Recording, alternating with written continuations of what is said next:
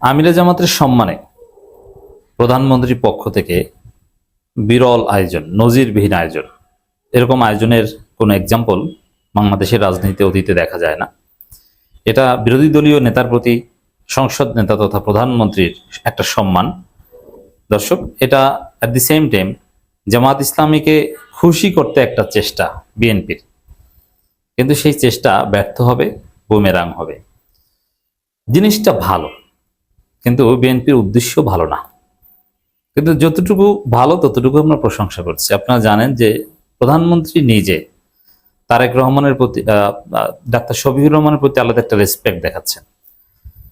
যেমন দেখলে হাসি দিয়ে কথা বলা এবং এত ঘনিষ্ঠভাবে ইন্টারেকশন করা যাতে সরকারি দল বিরোধী দল এটা মনেই হয় না, একদম ক্লোজ।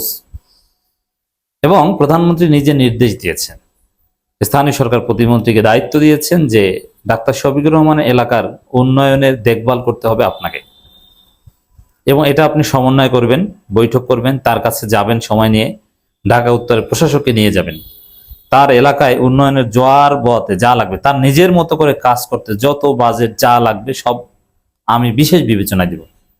এটা ছিল প্রধানমন্ত্রীর নির্দেশ, এবং সেই নির্দেশ স্থানীয় সরকার প্রতিমন্ত্রী পালন করেছেন।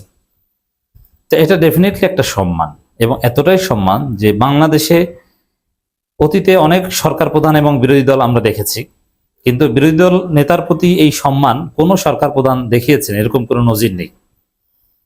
তবে ভেরি সিম্পল যে এখানে হয়তো প্রধানমন্ত্রীর নির্দেশে বিরোধী দলীয় নেতার কাছে মন্ত্রী গেল অথবা উন্নয়ন সমন্বয় করলো, কি আর এমন উন্নয়ন করবে, ঢাকা 15 আসরে কি এমন ঘটাবে? ওটা হয়তো অন্য 10 জন এমপির জন্য যা বরাদ্দ সরকার দলের সেরকমই হবে, আলাদা তো কিছু না।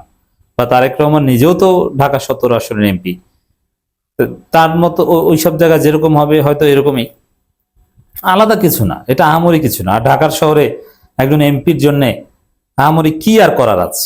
তিনি তো আর ঢাকা 15 আসনকে আলাদা করে একদম সিঙ্গাপুর বানিয়ে দেবেন না। ওভারঅল তো এটা বৃহত্তর ঢাকার একটা অংশ। এই জন্য টাকা পয়সা বা অর্থ এগুলো বড় বিষয় না, যে একদম আহামরি কোনো একটা উন্নয়ন হয়ে যাবে, প্রধানমন্ত্রী দেখভাল করেছেন এই কারণে ঢাকা 15 সিঙ্গাপুর দক্ষিণ কোরিয়া হয়ে যাবে, এটা মনে করার কোনো কারণ নেই। কিন্তু এই যে নির্দেশটা মন্ত্রীকে পাঠানো, যে বিরোধী দলের নেতার কাছে যান এবং বিরোধী দলের নেতার সম্মানে আলাদা বৈঠকের আয়োজন করা, তাকে নিয়ে তাকে মাঝখানে বসিয়ে যে উন্নয়নের জন্য কি লাগবে বলেন, প্রধানমন্ত্রী আমাকে পাঠিয়েছে, আমি মন্ত্রী, এরকম দৃশ্য বাংলাদেশে কখনো ঘটেনি। This is for the first time in history. কিন্তু এটা দ্বারা বিএনপি অর্জন করতে চায় কি? ডেফিনেটলি আপনারা জানেন যে জুলাই সনদ বিএনপি বাস্তবায়ন করছে না, গণভোটের রায় কার্যত অস্বীকার করছে, সংবিধান সংস্কার পরিষদের শপথ তারা নিচ্ছে না, সভা আয়োজন করছে না, সরাসরি এখানে জনগণের সাথে প্রতারণা করছে বিএনপি সরকার। একই সাথে আন্তর্জাতিকভাবেও তারা যথেষ্ট চাপে আছে। আওয়ামী লীগের ষড়যন্ত্র তো আছেই, at the same time Bharat বাংলাদেশের বিরুদ্ধে উঠে পড়ে লেগেছে। বাংলাদেশকে জঙ্গি রাষ্ট্র হিসাবে প্রমাণ করতে ভারত এবং ইসরায়েল যৌথ ষড়যন্ত্র করছে, এবং তাদের অর্থায়নে নানান জায়গায় অলরেডি অনেক কথিত জঙ্গি ধরা পড়ছে। ওভারঅল ভারতের ষড়যন্ত্রে প্রধানমন্ত্রী অতিষ্ঠ। তো এই জায়গায় ডেফিনেটলি দর্শক, বিরোধী দলের সহায়তা সরকারের জন্য দরকার টিকে থাকতে, চাপ সামাল দিতে। কারণ দেশের ভিতরে জামাত যদি আন্দোলন করে জুলাই সনদ এবং গণভোটের রায় বাস্তবায়নের দাবিতে, আবার ভারতের ষড়যন্ত্র তো আছেই, সেখানে একটা অস্বস্তিকর অপ্রীতিকর একটা পরিস্থিতি তৈরি হয়ে যেতে পারে। যার ফলে আন্তর্জাতিক চাপ সামাল দিতে বা 111 পন্থী বা আওয়ামী লীগের চাপ সামাল দিতে জামাতকে এখানে আস্থায় নেওয়া দরকার। তো এই জন্য জামাত যাতে আন্দোলন না করে, বিএনপিকে যাতে ব্লাঙ্ক চেক দেয়, সেজন্য আমিরে জামাতকে খুশি করার চেষ্টা, তার আসন নিয়ে এত গুরুত্ব দেওয়া। যে জন্যই দেখ এই জিনিসটা পজিটিভ। অবশ্যই প্রত্যেকটা কাজের পিছনে একটা উদ্দেশ্য থাকবে, উদ্দেশ্য ছাড়া রাজনীতি কিছু হয় না। এটা ইসলামী দলও কোনো একজন নেতা কোনো একটা কাজ করলো, কোথাও গেল, দেখবেন যে তার একটা উদ্দেশ্য আছে, যেখানে গেলে তার তেমন লাভ নাই, সেখানে তেমন সে সর্বোচ্চ এফোর্ট দিতে চায় না।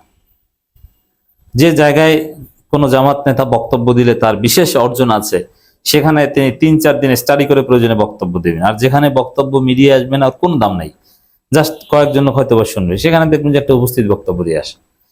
মানুষ বা পলিটিক্যাল বিং লাভ ছাড়া ড্রিভেন হয় না। It's very simple. তো দর্শক, সেই জায়গায় অবশ্যই একটা উদ্দেশ্য আছে, থাকতে পারে, কিন্তু জনগণের রায়, জনগণের যে দাবি, জুলাই সনদ, গণভোটের রায়, এগুলো উপেক্ষা করে প্রধানমন্ত্রীর আসনে উন্নয়নের জোয়ার বইয়ে দিলেও কোনো লাভ নেই। জামাত এতে চিরা গলবে না জামাতের। অলরেডি আপনারা দেখেছেন সংসদ ভবনের একদম কোল ঘেঁষে দাঁড়িয়ে জামাতের সেক্রেটারি এক প্রকার হুমকি দিয়ে এসেছেন, দেশ সংঘাতের দিকে যেতে পারে যদি গণভোটের রায় না মানেন। জোরালো বক্তব্য দিচ্ছে জামাত নেতৃবৃন্দ। এর মানে ঠিক আছে, প্রধানমন্ত্রী বিরোধী দল নেতাকে সম্মান জানাচ্ছেন, কিন্তু গণভোটের রায়, জুলাই সনদ, এইসব বিষয়ে কোনো স্থান নেই। জামাতের সব এমপিদের জন্য যদি প্রধানমন্ত্রী এরকম বিশেষ আয়োজন করেন, তারপরও গণভোটের রায় এবং জুলাই সনদ বিষয়ে কোনো স্থান নেই। এই জন্য বলছি, জামাত খুশি করতে ব্যর্থ চেষ্টা।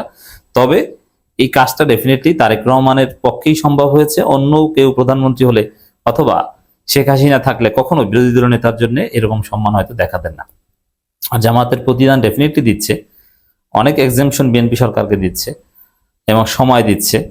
একদম আন্দোলন করবে ঠিক আছে, কিন্তু তৃতীয় পক্ষ সুযোগ নিতে পারে, 111 ঘটে যেতে পারে, পতন হতে পারে, এরকম আন্দোলন হয়তো করবে না। যদিও সেমিনারে জামাত নেতৃবৃন্দ সরকার পতনের হুমকি দিয়েছেন। তো দর্শক, খবরটা দেখেন। প্রধানমন্ত্রীর অনুশাসনে বিরোধী দলীয় নেতার ঢাকা 15 আসনের উন্নয়ন ও জনসেবা নিশ্চিত করতে সমন্বয় সভা। তো প্রধানমন্ত্রী অনুশাসনে, এর মানে তার নির্দেশে তিনি এটা দেখভাল করছেন, মানে বিরোধী দলীয় নেতার উন্নয়নের দায়িত্ব নিয়েছেন প্রধানমন্ত্রী। যেহেতু বরাদ্দ টরাদ্দ কোথায় কি হবে, এগুলো সব প্রধানমন্ত্রীর অধিকার।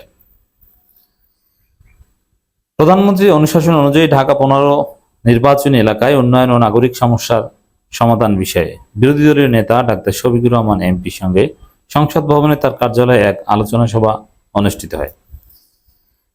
সংসদ ভবনে প্রতিমন্ত্রী এবং ঢাকা উত্তরের প্রশাসক এবং আরো ইঞ্জিনিয়ার আরো যারা আছে, সবাই ডাক্তার শফিকুর রহমান কার্যালয়ে, যে মানে এক প্রকার আপনার কি লাগবে বলেন, আমরা সব দেখছি।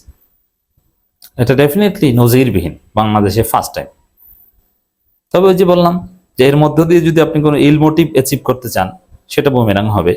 তবে এর মধ্য দিয়ে যদি একটা সুন্দর কালচার কন্টিনিউ করতে চান, এটা ভালো হবে। আয়োজিত আলোচনা সভায় এলাকার রাস্তা, ড্রেন ও ফুটপাতের সংস্কার ও পুনর্নির্মাণ, গ্যাস, বিদ্যুৎ ও সুপেয় পানি সরবরাহ এবং আইন শৃঙ্খলা পরিস্থিতি সহ বিভিন্ন উন্নয়নমূলক বিষয় নিয়ে বিস্তারিত আলোচনা করা হয়। একই সঙ্গে জনদুর্ভোগ নিরসনে সংশ্লিষ্ট দপ্তরগুলোকে দ্রুত প্রয়োজনীয় পদক্ষেপ গ্রহণের সিদ্ধান্ত গৃহীত হয়। আমরা এখানে বৈষম্য চাই না যে ডাক্তার শফিকুর রহমান এলাকায় স্পেশাল নজর, অন্য এলাকায় স্পেশাল নজর না। আমরা সব জায়গায় সমানভাবে উন্নয়নের জোয়ার দেখতে চাই, নাগরিক সমস্যার সমাধান দেখতে চাই, নাম্বার 1। দ্বিতীয় হচ্ছে, এই যে দৃশ্য, বিরোধী দল নেতার কার্যালয়ে সরকারের মন্ত্রীরা চলে গেছে, যে কি লাগবে আপনার বলেন, সব সমস্যা সমাধান করে দিচ্ছে। এটা দেখে ফ্যাসিস্টদের কলিজা পড়ছে, তাদের জ্বলছে। জ্বলুক, মু তু বিগাইজুকুম।